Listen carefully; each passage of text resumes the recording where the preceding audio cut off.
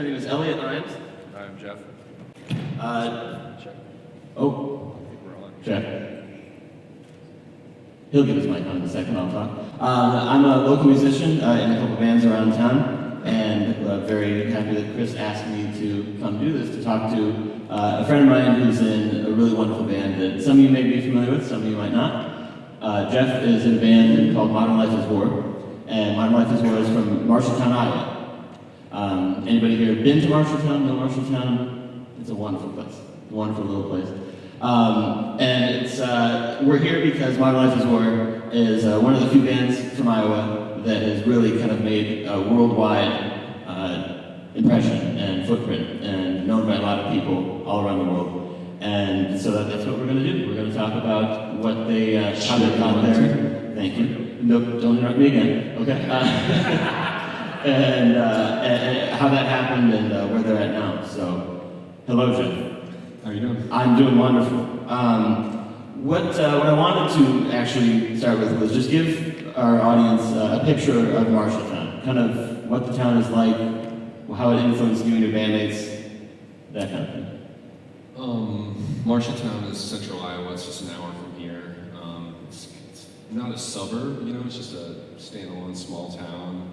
I think generally, you know, working class, overwhelmingly working class, and just basically a small, humble little central Iowa town with very little arts, culture, etc. You know, we grew up in a little bit of a vacuum in that way, and I think that has a lot to do with many aspects of our band and kind of our motivations when we were in high school and younger to make music and create and try to make a scene happen. So that's briefly, I guess that's the best way I could describe it. And so did every member of the band go to the same high school together? Yeah, there's only one high school in town, so we all went to the same high school, but actually we all knew each other long before high school. One of my bandmates, Chris, is sitting in the crowd here, and me and Chris played on a soccer team together. I didn't know that. When we were probably in middle school. Were you guys any good? That's kind of a funny thing. I'm not going to get into that, no. Okay. We weren't very good, I'll say that. But Tyler's grandmother lived right next to my parents. So I met Tyler when we were, 5, 6 years old, playing in the yard together and, hanging out when he would go over there for holidays or on weekends. John and Chris grew up together as best friends, lived in the same neighborhood. We all met Matt probably in early high school or late middle school, and Matt was playing in bands and stuff like that. So we've all known each other for a really long time. Mm-hmm. So describe the music that were the kind of formative influences for your band, that you all kind of agreed on, the common influences, what made the sound of Modern Life is War? Well, I guess in general, we've always just been music people. We definitely got into punk rock, and that was our thing for a long time when we were in high school.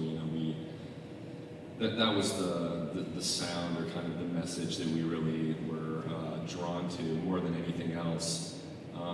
But as far as our influences as a band, because we came from such a small town and Iowa is the way it is, we didn't have, we're known as a hardcore band or a hardcore punk band, but we didn't have a hardcore punk scene because there just wasn't enough bands or enough people to create something that was that genre specific. So we always played with, punk bands, and our friend who was playing songs on an acoustic guitar, or ska bands, or metal bands, or whoever was around. What was that new metal band from Marshalltown that you guys played with? They had like 2 rappers? I think I blocked that out of my memory. Okay, good.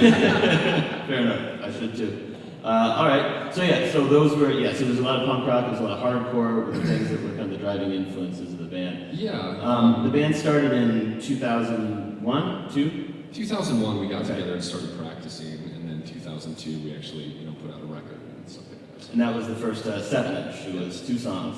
And did that kind of, when you put that out, did that get any kind of traction soon after, or did you? Let's go with this. When was the first tour? Because touring is what got you guys out there. Well, yeah, just going back to our 7-inch a little bit, because I think that's a really important part of the band. When, this was my third band, and it was Chris's probably third or fourth band by that time. So we'd all done a lot of bands in Marshalltown, and everyone else had been playing together, and then they asked me to sing before there was a band name where they played a show or anything like that. So when I came into the band, I said, I'll do this, we can try this, but I would really like to put out a record, because I think that's, a lot of bands record demos, and there's tapes and CDRs, and, there's no permanent record of those bands, in my opinion, unless they put out a record on vinyl. So that was, my big goal right away was to record a few original songs and put out a record. Obviously, we had no way of getting a record label at that time or anything else, so we all came up with the, estimated everything in terms of like what the pressing would cost, what studio time would cost, and just came up with the total amount and divided it by 5. And I think it was $600 a piece that we all had to come up with to put out 500 7-inch records and record 3 songs, and we wanted to go to a decent studio to do it.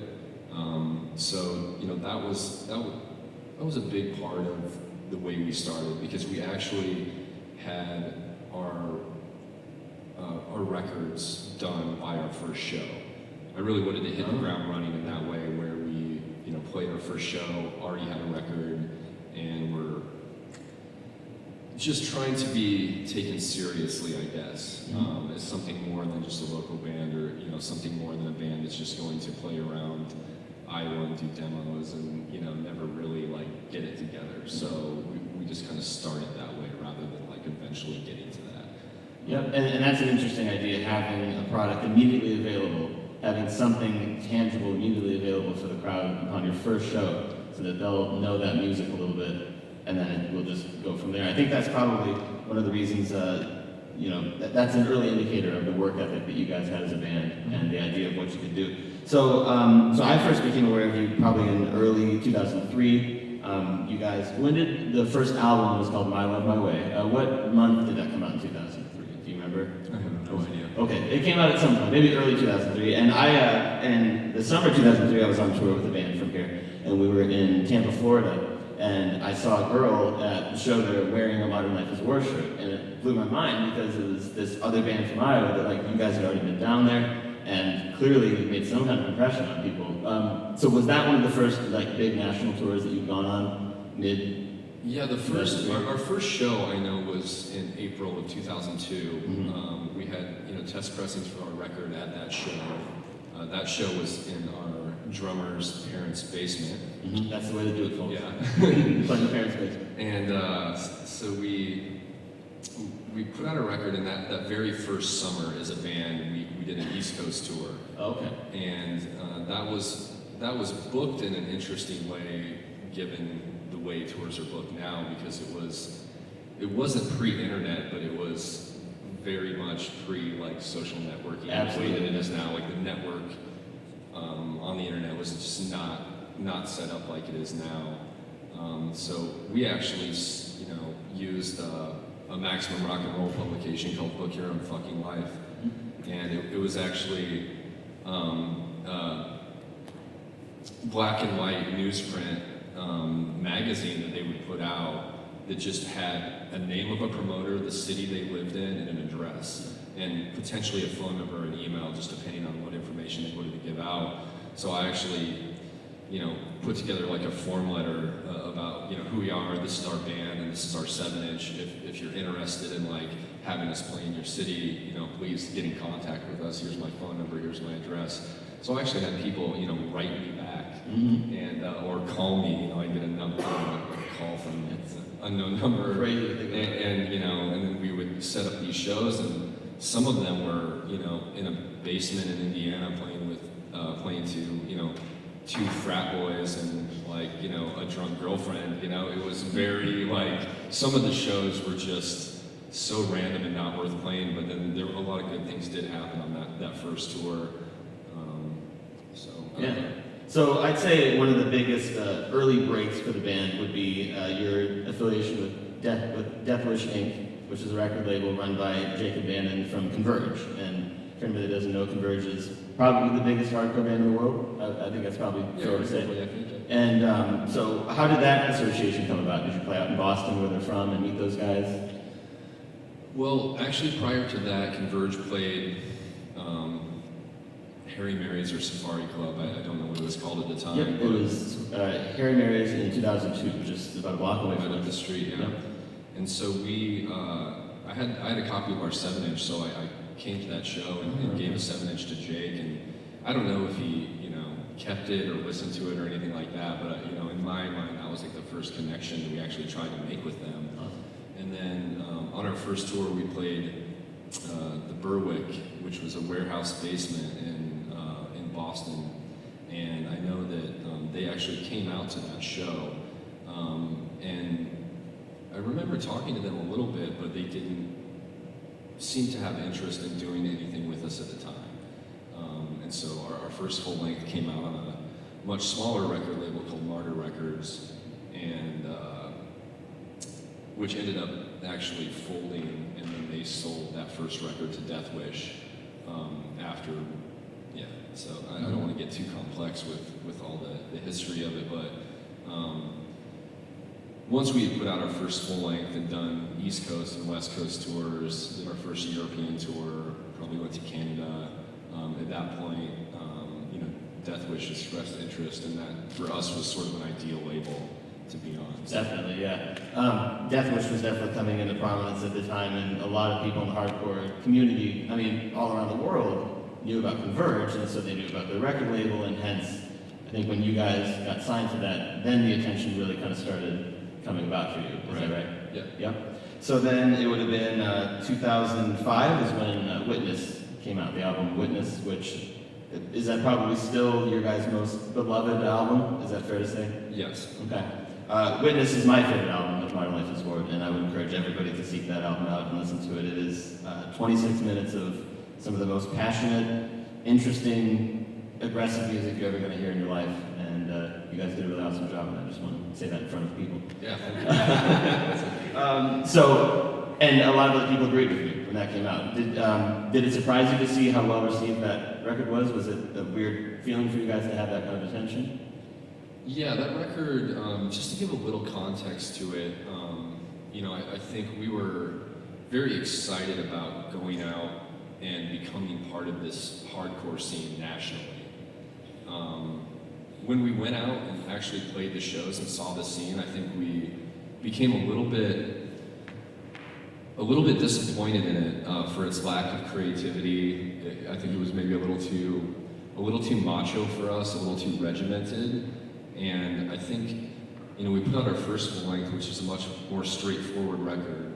And then we got to tour all over and really see like these other cities and, play in Boston and play in California and really see how different that was than our hometown and where we came from and the type of environment and creative people that we were used to.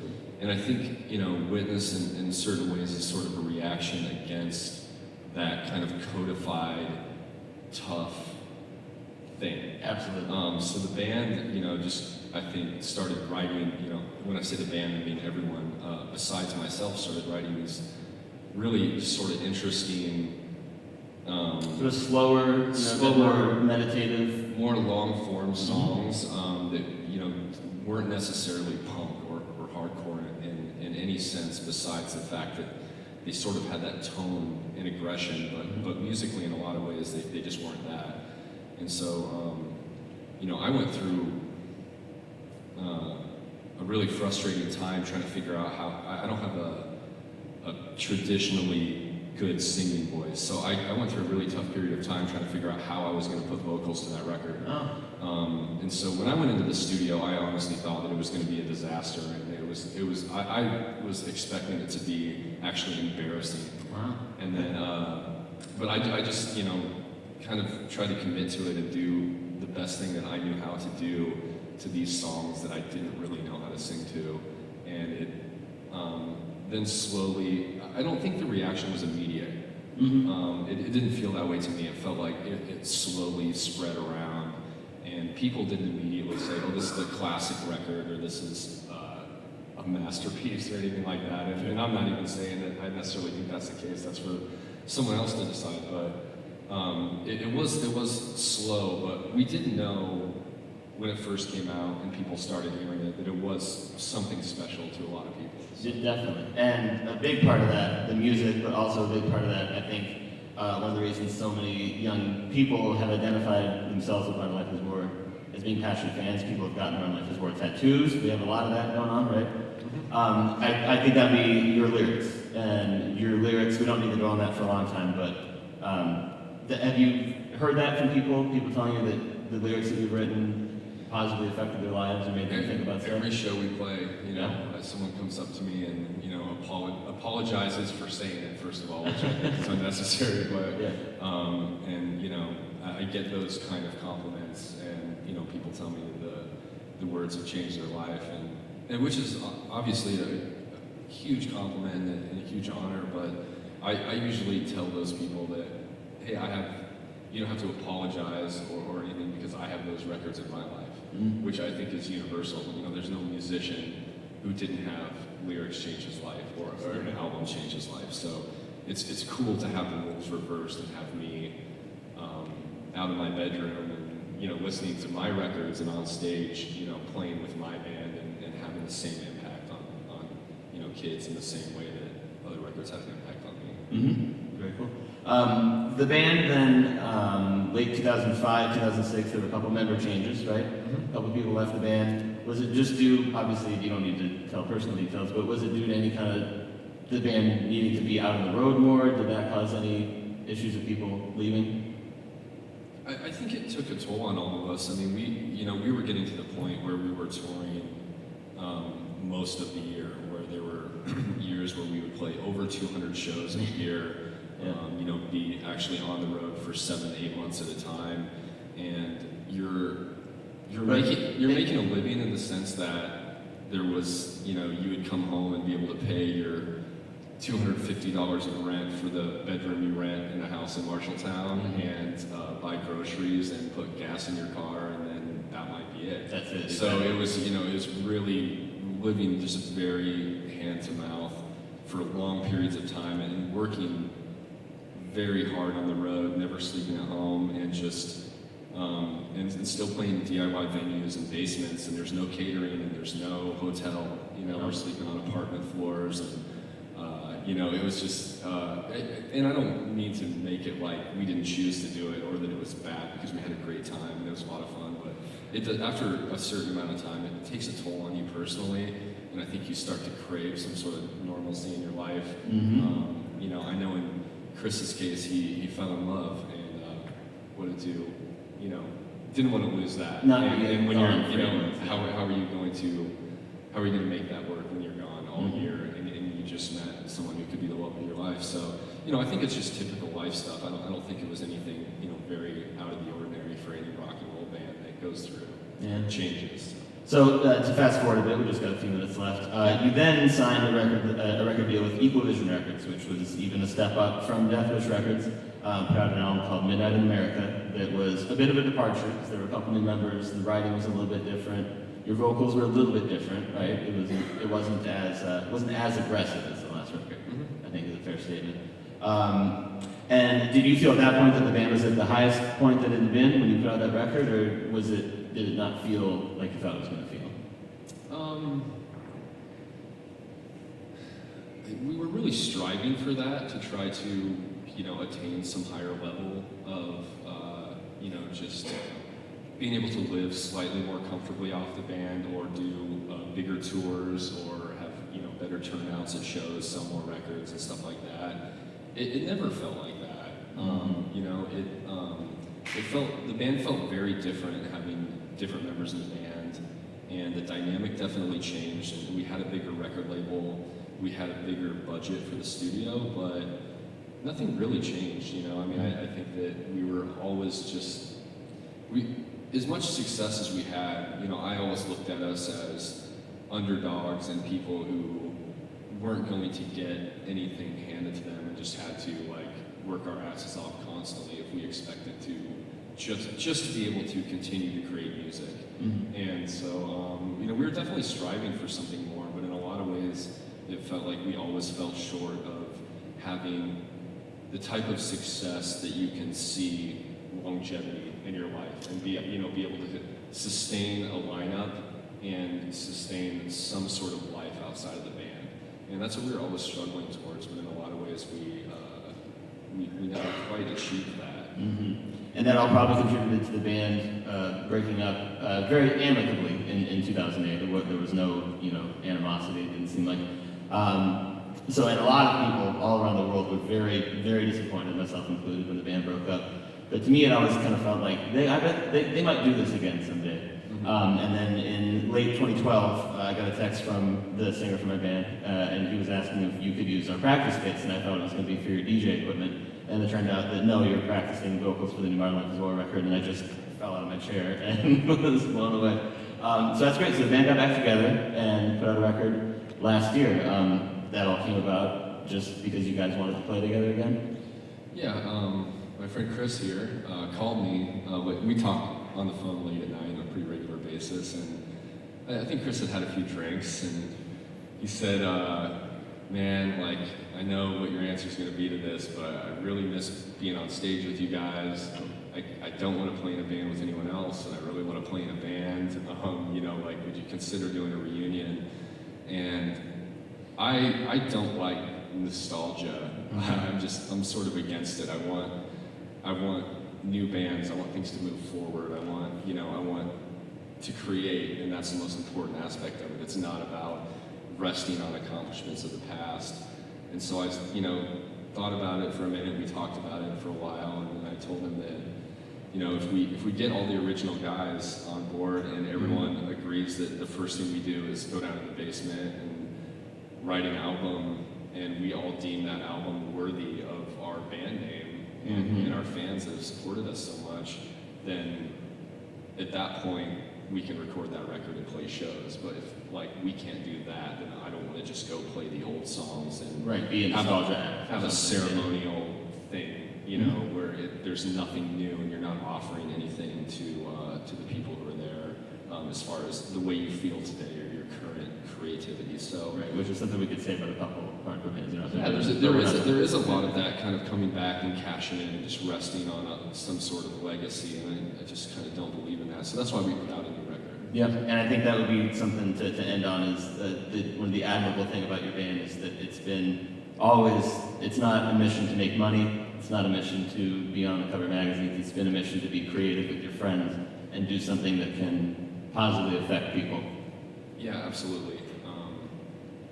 Absolutely, yeah. I think that creating music and writing songs is the most important aspect of it, far and away. And I think since this is like a music industry type of event in a lot of ways, where that's a focus in some way, I think that there's a circus surrounding a lot of scenes, a lot of bands, a lot of record labels, management, booking agents, like the behind the scenes.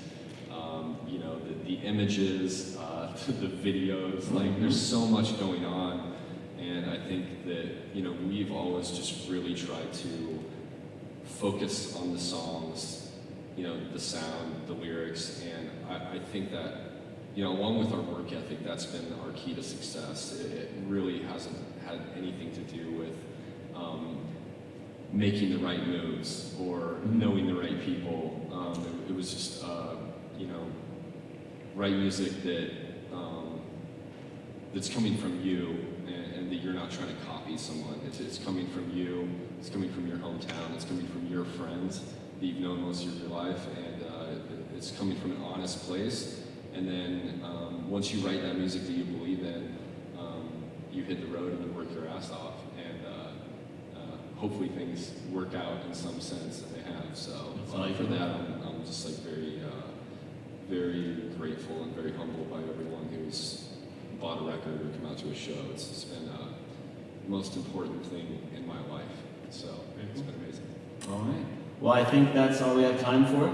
Thank you for being here. Let's give a hand for Jeff Eaton. This is great. Thank you. In a few minutes, Dum Dum Girls will be on stage, and stick on for that. Modest Yahoo after that. It's going to be a lot of fun, so thank you very much. Thank you.